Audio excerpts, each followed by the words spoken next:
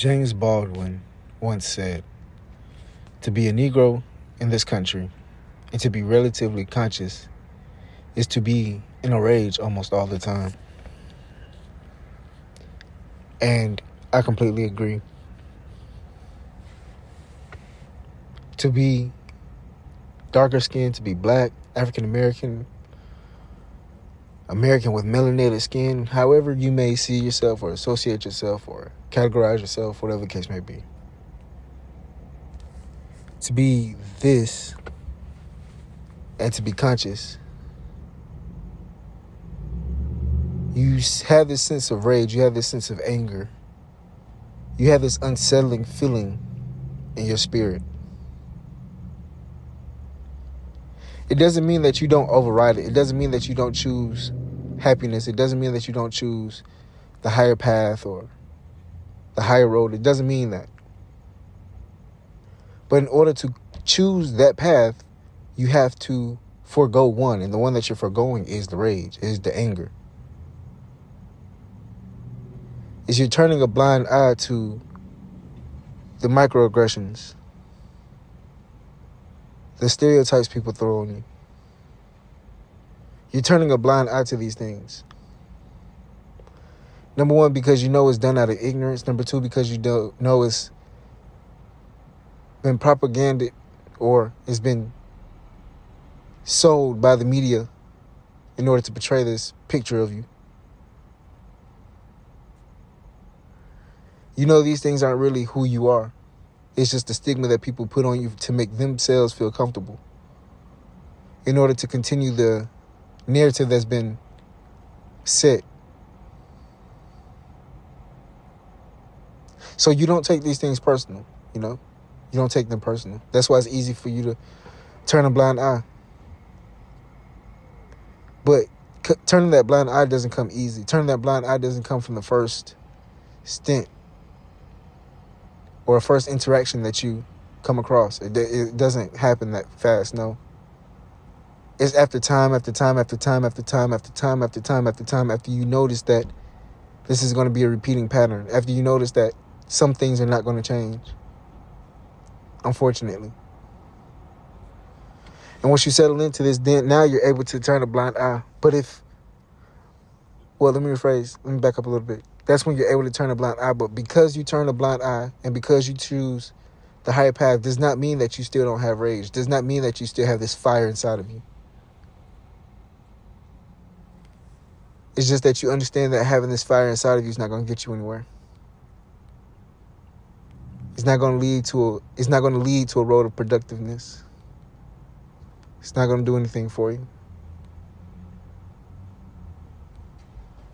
But like I said, it does not mean that you don't have this rage inside of you. It does not mean that you don't want to scream. It does not mean that you want to fight. It does not mean that you don't want to yell.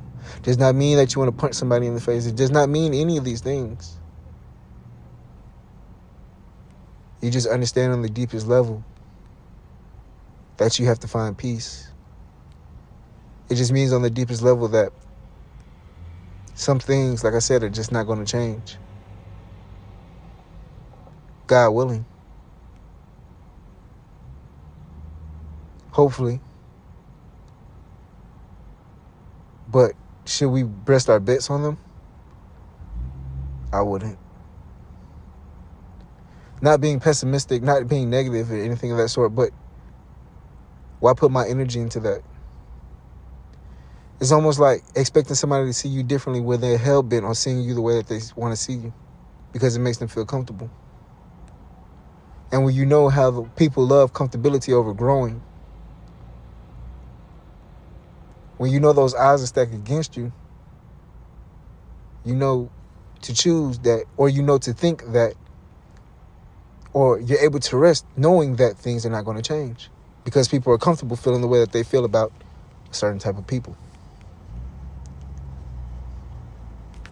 So like I said, does this rage stop? Does this rage just go away? No. You have to look at it as free energy. You have to transmute that energy for your benefit.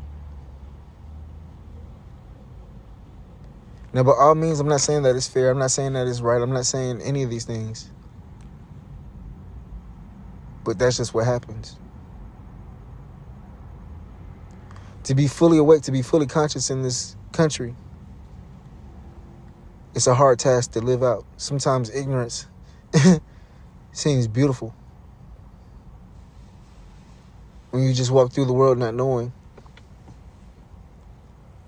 But sadly, God granted the task for some people to be conscious, to be able to see past the veil.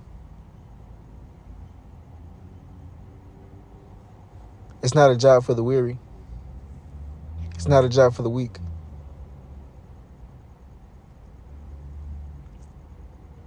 It's only a job for the strong. See, only the strong are able to contain that rage inside of them. Only the strong are able to do it.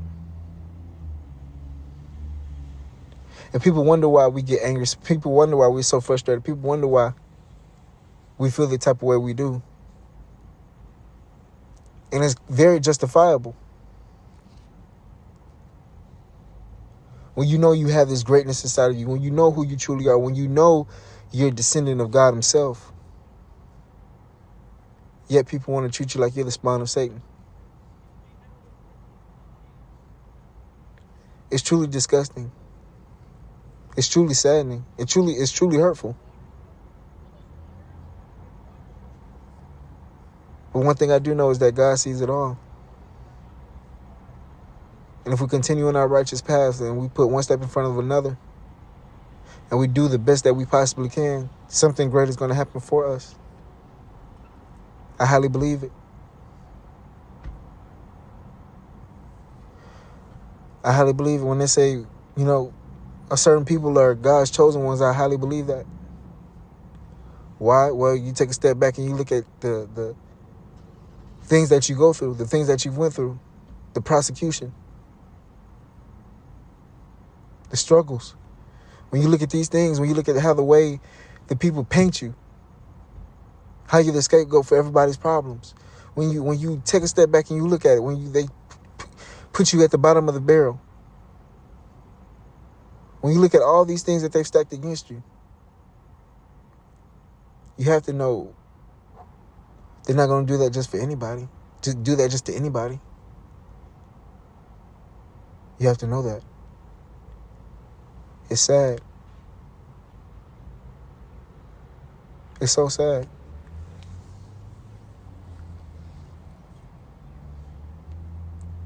But sometimes God grants his hardest tasks to his strongest people.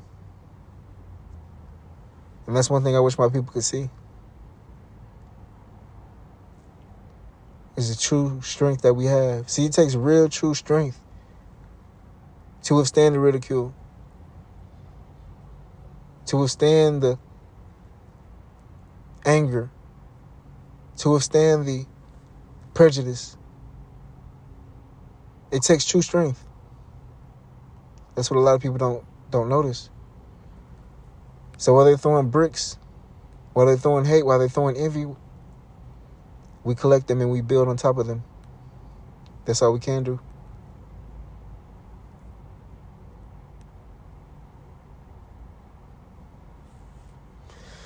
Let me know how y'all feel about this. This is your favorite cousin Rich. Y'all be safe out there. Love and blessings.